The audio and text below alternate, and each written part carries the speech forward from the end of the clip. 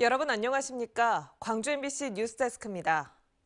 이틀 앞으로 다가온 대선을 앞두고 여야 양당이 막판 스퍼트를 내고 있습니다.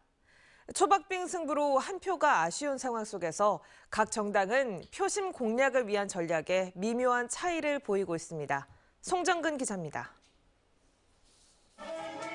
72시간 비상행동에 들어간 더불어민주당이 광주 전남 곳곳에서 집중 유세전에 들어갔습니다.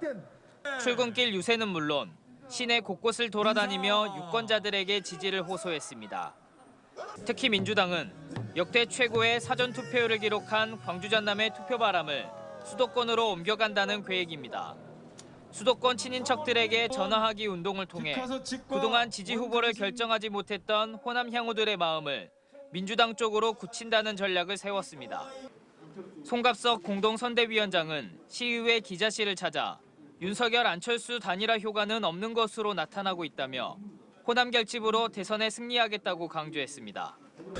두 후보의 단일화는 원칙도 명분도 그 절차적 정당성도 없는 야합에 불과한 것이고, 그리고 검찰공화국을 만들려고 하는 본질에 있어서는 전혀 아무 변화가 없다. 호남 사전투표율로 고무된 국민의힘도 투트랙 유세전을 진행하고 있습니다. 유세 차량을 통해 광주 시민들을 만남과 동시에 대학생 유세단을 통해 호남 2030층을 공략하고 있습니다.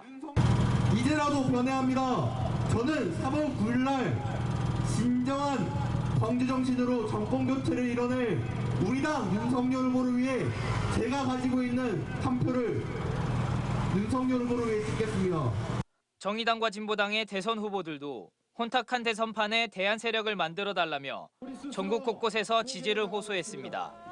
MBC 뉴스 송정근입니다. 광주 전남과 전북이 사전투표율 1, 2, 3위를 차지할 정도로 호남의 사전투표 열기가 어느 지역보다 어느 선거 때보다 뜨거웠습니다.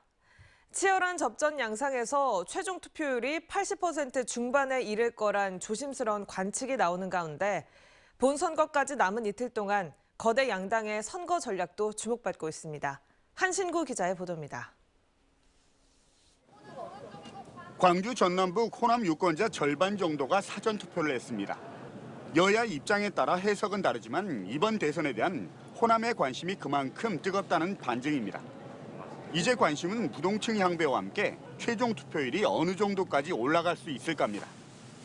고 김대중 대통령이 출마했던 지난 15대 대선 90% 가까이 근접했던 광주 전남의 투표율. 그렇지만 이후 선거에선 80%를 간 넘거나 언저리에 그쳤습니다. 유례없는 초접전에다 여야의 적극적인 투표 참여 동력까지 겹쳐서 이번 대선에선 80% 초반을 넘어 중후반에 이를 수 있다는 조심스러운 관측도 나옵니다. 야권 단일화 이후 위기의식에서 표 결집 현상이 나타날 것 같고요. 호남에서 위험 분산을 통해서 본인들의 어떤 가치와 이익을 얻을 수 있다는 판단이 작용해서 이 때문에 더불어민주당과 국민의힘은 유례없는 사전투표 열기를 본투표로 이어갈 전략에 골몰하고 있습니다. 현 정부의 최대 지지 기반인 호남에서 위기의식이 있다는 반증이다. 광주 복합 쇼핑몰 등 2030 청년층과 지역에 집중한 맞춤형 공약이 효과를 봤다. 이렇게 서로 엇갈린 해석을 내놓는 것도 바로 이런 이유에서입니다. 그렇기 때문에 남은 이틀 동안 선거 전략도 다릅니다. 더불어민주당은 수도권 친인척에게 전화 걸기 등을 통해서 호남 표심의 확장에 사활을 걸고 있고, 국민의힘은 대학생 유세단을 광전남 곳곳에 투입하는 전략으로 맞불을 놓고 있습니다. 유례없는 대혼전 속에서 또다시 호남의 선택이 주목받고 있습니다. MBC 뉴스 한신구입니다. 지난 금요일부터 이어진 대형 산불로 경북과 강원 지역에 큰 피해가 발생했습니다. 주민들은 하루아침에 갈 곳을 잃었는데요. 산불 피해를 입은 이재민들을 돕기 위해 광주 전남에서도 십시일반 힘을 보태고 있습니다. 문영철 기자입니다. 이른 아침부터 체육관 앞에 화물차들이 연이어 들어섭니다. 곧이어 자원봉사자들이 분주하게 움직이고 얼마 지나지 않아 공터에는 쌀과 라면, 각종 생필품 등이 가득 쌓입니다. 경북과 강원 지역 산불로 피해를 입은 주민들을 돕기 위해 지역의 여러 단체가 기부한 물품들입니다. TV에서 그 상황을 보니까 참 안타깝고 참 고통을 받고 있으신 이재민들을 조금이나마 도움이 되고자 산불 피해 이재민을 돕기 위한 나눔운동 첫날. 기부에 동참한 순천 지역 단체는 모두 10여 곳. 오는 11일까지 누구든지 참여할 수 있습니다. 빠른 시일 내에는 이런 물품 같은 게 굉장히 좋을 것 같고요. 그다음에 이제 이렇게 전소가 돼서 굉장히 힘든 분들에 대한 어떤 재정적 지원 이런 것들은 이제 기부금을 통해서 또 하시면 좋을 것 같습니다. 강진에서도 지자체와 농축협, 산림조합 등을 중심으로 주말 동안 구호 물품을 마련해 피해 주민에 대한 긴급 지원에 들어갔습니다. 영호남 결의 차원에서 응원하고자 이번 프로젝트를 계획하게 됐습니다. 동해안 산불 현장에는 지역에서 파견된 소방 인력들이 불길을 잡기 위해 고군분투하고 있습니다. 광주 전남 소방서 직원 70여 명과 장비 10여 대가 투입됐고 전남 지역 지자체 임차 헬기 8대 가운데 4대도 진화 작업을 벌이고 있습니다. 한편 산림당국은 전남 지역의 대기가 매우 건조한 데다 임차 헬기의 절반이 다른 지역에 지원을 나가 있는 만큼 산불 발생 시 진화에 어려움을 겪을 수 있다며 기본적인 예방 수칙을 지켜줄 것을 거듭 당부했습니다. 부주의로 인한 산불이 대부분을 차지하고 있습니다. 산림 주변에서 논밭두렁이나 농산 폐기물 등을 소각하지 않도록 지난 1월 여수와 순천, 광양에 내려진 건조주의보는 한 달 넘게 이어지고 있고 지난 주말 광주와 곡성, 구례, 화순에 이어 오늘은 고흥과 보성, 장흥까지 건조특보가 확대 발령됐습니다. MBC 뉴스 문형철입니다. 광주 아이파크 붕괴 사고가 일어난 지 벌써 2달이 다 돼갑니다. 경찰이 붕괴 사고의 원인과 책임자를 규명하기 위해 수사를 진행하고 있는데요. 아직까지는 이미 밝혀진 내용을 재확인하는 수준에 머무르고 있을 뿐 수사에 눈에 띄는 진전은 없었습니다. 임지은 기자입니다. 광주 화정동 아이파크 아파트 붕괴 참사 2달째. 꼭대기인 39층부터 16개 층이 와르르 무너진 원인을 밝히는 경찰 수사는 일단락됐습니다. 경찰은 피트층의 공사 방식이 데크 플레이트, 즉 무지보 공법으로 바뀌면서 붕괴가 시작됐고 동바리가 무단 철거된 탓에 아래층이 콘크리트 하중을 견디지 못했다고 밝혔습니다. 하지만 현장 관계자를 제외하고는 현대산업개발의 명확한 붕괴 책임을 물을 수 없는 상황입니다.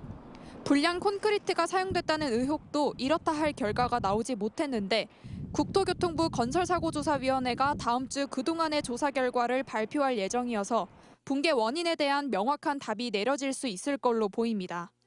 건설사고조사위원회에서 2달여간의 조사를 마치고 지금 조사 내용을 정리해서 3월 14일 대국민 보고를 할 예정입니다.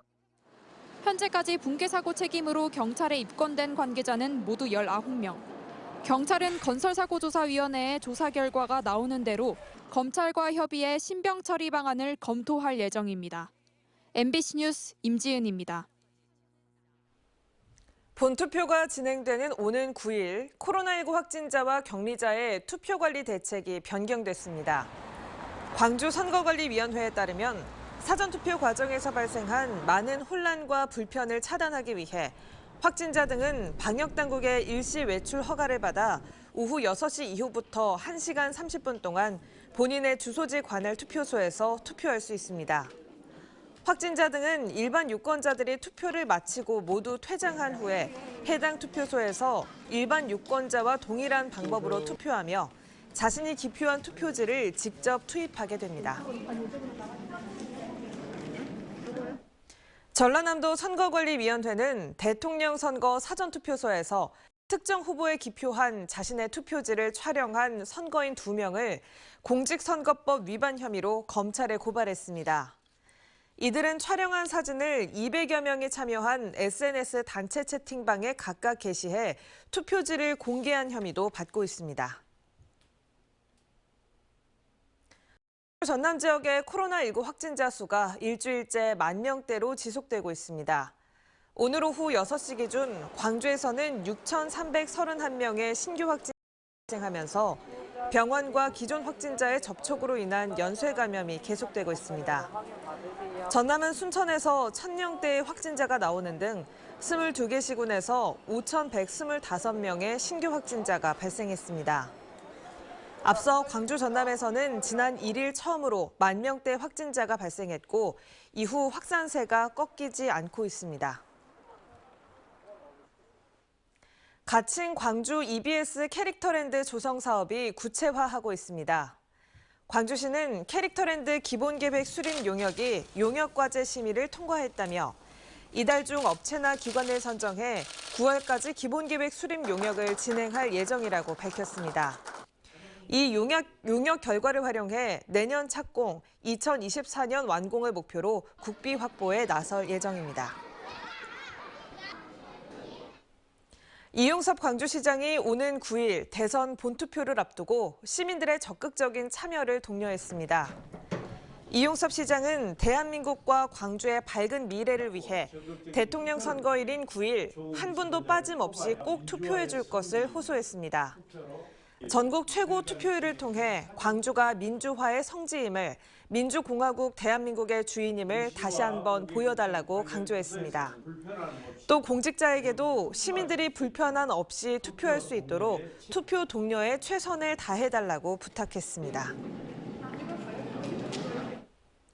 완도해양경찰서는 지난 3일 완도군 청산도 남쪽 10km 해상에서 폐수 의심물질을 배출한 9만 톤급 외국 국적의 화물선 A호를 단속했습니다. 완도해경은 화물선 내부에 비치된 해수펌프를 이용해 255톤의 세정수로 갑판 청소를 하던 중 화물 잔류물 세정수를 배출했다는 진술을 확보하고 조사하고 있습니다.